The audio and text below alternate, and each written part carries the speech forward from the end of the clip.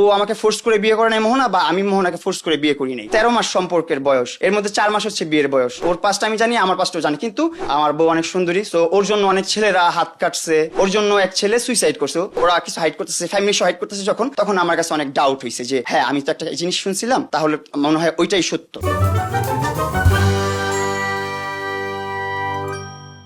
আসলে একে অপরকে তো আমরা ভালোবেসে বিয়ে করছি, আমরা তো আসলে ও আমাকে ফোর্স করে বিয়ে করে নাই মোহনা, বা আমি মোহনাকে ফোর্স করে বিয়ে করি নাই। আমরা একটা রিলেশনশিপে গেছি, আমরা একে অপরের সাথে অনেক ট্যুরে গেছি, অনেক মেমোরিজ ক্রিয়েট করছি, একে অপরকে ভালো করে চিনছি, তারপর বিয়ে করছি। আমাদের 13 মাস সম্পর্কের বয়স, এর মধ্যে 4 মাস হচ্ছে বিয়ের বয়স। তো ডেফিনেটলি আমরা একে অপরকে ভালো করে চিনি, আমরা ভালোভাবে বুঝে শুনেই আমরা বিয়ে করছি একে অপরকে। ওর পাঁচটা আমি জানি, আমার পাঁচটাও জানি, কিন্তু ওর যে একটা কেস আছে, যেটা হচ্ছে আমার বউ তো সুন্দরী মানুষ, আমি সবসময় প্রশংসা করি, আমার বউ অনেক সুন্দরী, তো ওর জন্য অনেক ছেলেরা হাত কাটছে, ওর জন্য অনেক ছেলেরা পানিতে ঝাঁপ দিছে, ওর জন্য এক ছেলে সুইসাইড করছে। তো মোরাল অফ দ্য স্টোরি হচ্ছে ওই দিনও ওর একটা হাজিরা দিতে গেছে, ও আমার কাছে হাইড করছে, হাজিরাটা হচ্ছে ওর জন্য একটা ছেলে সুইসাইড করে মারা গেছে। এটা আমি মোহনার দোষ দিবই না কখনোই, কারণ আমাকে যে কেউ ভালোবাসতে পারে, আমি তাকে ভালোবাসতে হবে, এটা বাধ্যতামূলক না। আমার তাকে ভালো লাগতে হবে, আমি তাকে ভালোবাসবো, তারপর আমরা বিয়ে শাদী করবো। আদারওয়াইজ সে আমাকে ভালোবাসবে, সে আমাকে মৃত্যুর হুমকি দিবে, সেই ভয়ে আমি তাকে বিয়ে করবো, তার সাথে সারা জীবন পার করবো, এটা তো বাধ্যতামূলক না। সো মোহনাকে একটা ছেলে ভালোবাসতো, মোহনা ভালোবাসতো না, স্বাভাবিক। মোহনার কথাতে যেটা বুঝছি আমি, মোহনা বলছে ও ভালোবাসতো না, ওর টিচার ছিল নাকি,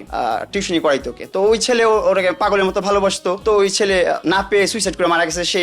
সেই মামলার, প্ররোচনার মামলায় ওরা আসামি। তো ওইটা হাজিরা দিতে গেছে, ওইটা আমার কাছে হাইড করতেছে। তো ওইটা হাইড একদম, কিন্তু শেষ পর্যন্ত আমি যতক্ষণ নিজ থেকে না জানতে পারছি, ততক্ষণ পর্যন্ত ওরা হাইড করে গেছে। তো ওর সাথে এই বিষয়টা নিয়ে যখন ও হাইড করতেছে, তখন আমি বুঝতে পারছি যে ওরা কিছু হাইড করতেছে, ফ্যামিলি সহ হাইড করতেছে যখন, তখন আমার কাছে অনেক ডাউট হয়েছে যে হ্যাঁ আমি তো একটা জিনিস শুনছিলাম, তাহলে মনে হয় ওইটাই সত্য। যেহেতু হাইড করতেছে, লুকোচুরি করতেছে, আমি এত ঝগড়াঝাটি করতেছি, এত হাইপার হয়ে যাচ্ছি, তারপরেও আমাকে বলতেছে না। এটা কিন্তু 1 মিনিটের কথা, বলতেই পারে যে আমার একটা হাজিরা আছে, আমি হাজিরা দিয়ে আসতেছি। ও বলেই নাই, শেষ পর্যন্ত বলেই নাই, একদম মনে করেন বিয়েরও 1-2 মাসে বলেই নাই। আমি নিজে থেকে বের করছি, নিজে থেকে বের করি নাই, একা একা চলে আসছি। আসলে কখনো মিথ্যা তো কখনো চাপা থাকে না।